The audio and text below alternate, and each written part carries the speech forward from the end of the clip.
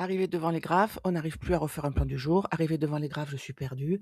Au moment, d'intervenir, je suis perdue. C'est souvent les questions qui reviennent. Donc on va faire le plan du jour, mais d'abord bien comprendre une chose. On a notre, calendrier économique, c'est une notion de temps et pour faire notre, plan du jour, on a besoin de 2 choses. Donc les concepts ICT se basent sur, le mouvement du prix, donc accumulation, manipulation, distribution. On a aussi le power free, la manière dont se forment les bougies. On a aussi notre structure, notre liquidité. La notion de premium discount, ça, c'est pour le prix. Et on a aussi la notion de temps. Donc oui, on a nos annonces économiques avec des horaires particuliers, mais on a aussi nos kill zones, on a nos macros, on a nos high and low daily, weekly, monthly, annuel et parfois même la saisonnalité. Sur cette base, tous ces concepts vont nous aider à comprendre dans quelle phase nous sommes. Ici, par exemple, ce biais est haussier. Ça, c'est notre biais et la narration, le narratif, ça va être pourquoi, alors que je suis haussier, le prix retrace. Est-ce que je vais l'acheter alors que nous sommes ici? Évidemment, non. Et ça, c'est le ICT, c'est le SMC, ce qui nous permet d'atteindre nos niveaux et donc de faire notre plan. Et comme cela est reproductible et adaptable à tous les concepts et à toutes les horaires, on va se servir de nos fractales, de notre entonnoir de temps pour arriver à nos entrées en M5, en M1, en 15 secondes, en M5. On peut rentrer absolument dans l'unité de temps qui nous convient. Donc ici, nous avons monthly, ensuite daily, H1, M5 et même 15 secondes, parce qu'il manque un, ou alors, comme j'aime bien le faire, weekly H4, et ensuite mon cercle de travail, le M15 et le M1, pour trouver justement ces zones, pour trouver ces concepts et pouvoir rentrer. C'est ainsi qu'actuellement, nous sommes dans ce cas de figure, c'est-à-dire high, low, higher high. Nous sommes exactement à ce moment-là, high, low, higher high. Donc là, nous allons surveiller lorsque nous aurons un retracement, évidemment, notre équilibrium. Ce n'est pas le cas. Et on va surveiller aussi nos marketifs. Ça, c'est tous nos concepts. Pour le moment, on a cette imbalance weekly ici qui a été partiellement retracée. On n'a pas réussi à avoir une bougie qui se connecte à ce niveau-là. Par contre, le prix est équilibré, il est efficient. Avec cette mèche, on a non seulement traversé toute l'imbalance, mais en plus, on a été chercher ce suspension block. Donc ça, je reviens pas sur ces concepts, hein, il y a beaucoup de choses là-dessus. Vous pouvez me poser des questions, je vous y répondrai, mais néanmoins, on a un niveau en weekly à haute résistance. Donc à ce moment précis-là, quand on redescend, on n'a pas atteint notre équilibrium, on rentre dans une phase d'accumulation. Donc attention, qu'est-ce qu'on va surveiller? Évidemment, l'équilibrium et la trend que nous venons de créer baissière en plus petite unité de temps. H4, donc entonnoir de temps, quand on casse le dernier lot, c'est-à-dire on cherche, le prix était en haut, on cherche les hauts précédents, les hauts qui sont plus bas que nous, et on voit que, bon, là, nous sommes déjà dans une petite accumulation visible dans notre unité de temps inférieure, mais à l'œil nu, on voit bien qu'on a ici plusieurs hauts. Et regardez, le plus notable avec ce retracement a été cassé. On a une bougie qui a clôturé en dessous. On valide cette trade haussière. On peut poser notre Fibo ici. En petite unité de temps, on prend, pareil, on prend ce plus haut, on casse ce plus bas avec cette bougie. On valide aussi l'entrée officielle dans un range. Pourquoi un range? Parce que nous sommes sur des plus hauts, nous sommes en haut d'une trend haussière, donc on va s'attendre raisonnablement à un retracement plus important. Invalider un retracement plus important, il aurait fallu qu'une fois qu'on a une bougie qui clôture sous ce lot, donc celle-ci, nous dise: «Voilà, je fais un plus bas, je reprends même un plus bas ici et ensuite j'inverse». Alors là, j'ai mon BPR, j'ai mon inversion imbalance, j'ai mon breaker, je reviens pas sur tous les concepts, le shosh et cetera et j'ai une impulsion haussière. Donc là, on se dit: «Ben, on est dans le même cas de figure que ce range-là, que ce range-là, que ce range-là». C'est-à-dire qu'on a un retracement qui vient juste chercher une liquidité interne pour repartir à la hausse. Et ce système-là est visible, mais en plus petite unité de Thomson H4, on peut le voir en M15 par exemple. Que se passe-t-il tant que je n'ai pas ce genre d'invalidation?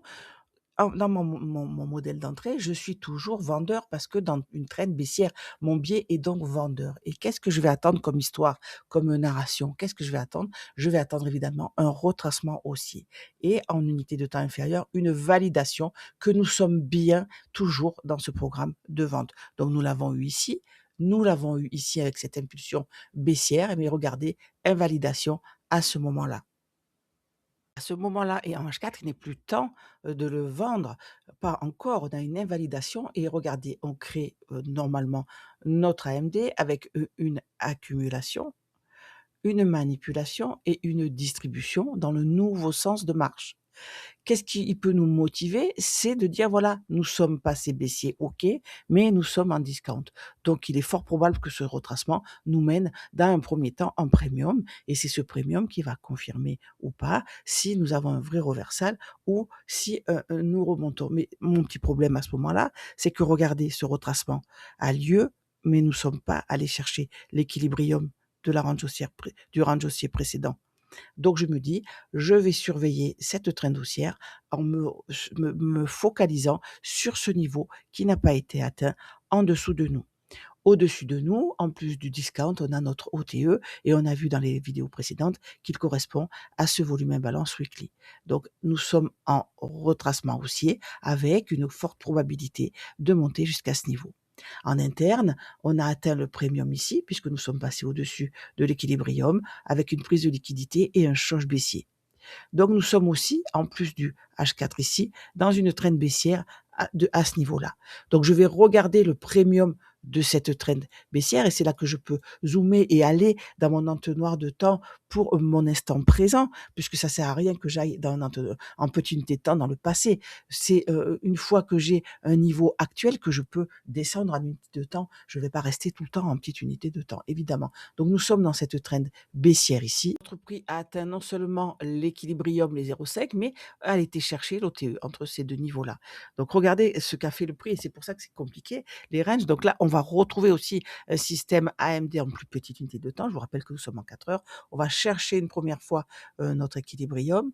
On va le chercher une deuxième fois avant un fort retracement. On va rechercher l'équilibrium en prenant cette liquidité et c'est là que le prix explose. Il va chercher le premium. Qu'est-ce qui m'embête dans ce niveau-là? C'est évidemment cette ligne de liquidité que nous avons créée ici avec en full premium là, une imbalance qui est aussi un BPR. Donc attention, puisque nous sommes passés dans ce programme d'achat, même si nous avons validé ici en plus petite unité de temps, cette trend haussière, la trend H4 en elle-même n'a pas clôturé sous le dernier lot. On a clôturé en interne ici, forte impulsion baissière, prise de liquidité. Ça, ce sont encore un autre concept, vous vous rappelez, c'est les cadrans de notre Mesh Weekly qui servent aussi de support et résistance, au même titre que nos high and low, daily, etc. Donc ici, nous sommes vraiment en latéralisation et on se méfie très fort de cet équilibrium qui attire le prix comme un aimant. En bas de ce range, en prolongeant notre imbalance H4 que nous avons créé il y a longtemps ici, maintenant, puisqu'elle date du 21 janvier, on constate qu'on a été le chercher une première fois, on a une autre prise de liquidité, mais aucune bougie n'arrive à clôturer en dessous. On a aussi ce New Week Opening Gap, c'est l'ouverture de lundi. Je ne reviens pas non plus sur ce concept, hein. Il y a c'est expliqué souvent, mais je vous l'expliquerai si vous ne le comprenez pas. Et on voit que on a eu notre plus haut pour le moment de la semaine lundi, ce qui est assez rare, surtout avec les annonces d'hier. Par contre, on a eu, avec l'annonce des taux, on a eu hier ce plus bas de la semaine, mercredi. La journée d'hier a son haut ici et son bas ici, donc nous sommes encore dans une bougie interne et la bougie d'aujourd'hui ressemble fort à une bougie d'hésitation. On l'a vu, on s'est appuyé en bas sur ce niveau-là, c'est-à-dire le niveau de market shift, le niveau que nous avions cassé en confluence avec le premier quart de notre mèche weekly. Donc c'est pour ça que j'aime bien avoir des confluences sur des niveaux pour renforcer leur position au cas où on ait un reversal là-dessus. Parce que je vous rappelle qu'en discount premium du H4, on peut très bien trader en M15 et en M1 pour avoir une entrée, même si c'est à l'intérieur du range. En weekly H4, ça sera de la tendance avec nos AMD, nos Power Free, etc. Au moment, notre bougie H4 ici, à cette forme-là, elle a ouvert, elle est montée créer ses equal high. On a une forte impulsion baissière qui a été chercher ce market shift et sur ce market shift, nous avons eu un petit reversal en plus petite unité de temps pour être où le prix est actuellement et nous donner cette forme de doji, cette forme d'hésitation. Je voudrais maintenant, donc puisque ce niveau a tenu et qui nous a renvoyé à la hausse, même si on a évidemment du time destruction à l'intérieur, c'est-à-dire qu'on a beaucoup d'hésitation, on a créé ces equal high, on a créé cette ligne de liquidité, on a cette imbalance en premium de notre trend, tout en restant dans le range. Vous voyez que j'aimerais bien qu'on aille chercher ces niveaux, parce que je n'aime pas partir en laissant ça derrière moi. Si ça part sans moi et il y aura un moment donné où on pourra le retravailler. Donc ça va être ce que je cherche et surtout pour ça, je vais surveiller quoi?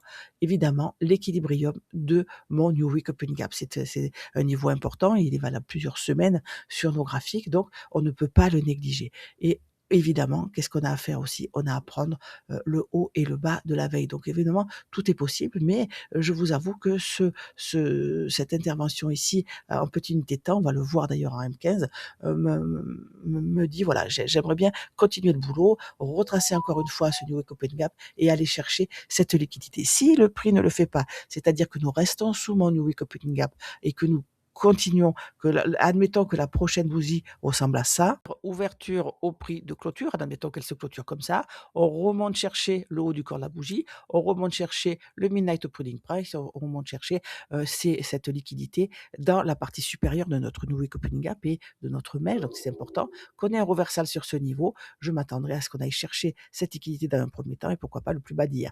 Et c'est sur ce plus bas d'hier, à ce moment-là, que je voudrais avoir cet achat pour faire quoi? Ce que j'ai vu en première partie, c'est-à-dire cette ligne de liquidité et cette imbalance.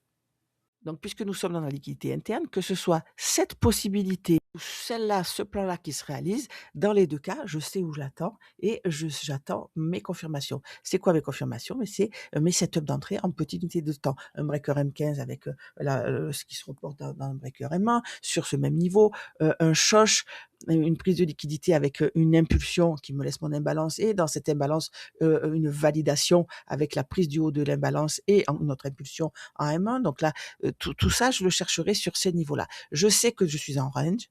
Je sais que j'ai déjà eu cette prise de liquidité, donc il est fort probable que j'aille chercher ce niveau.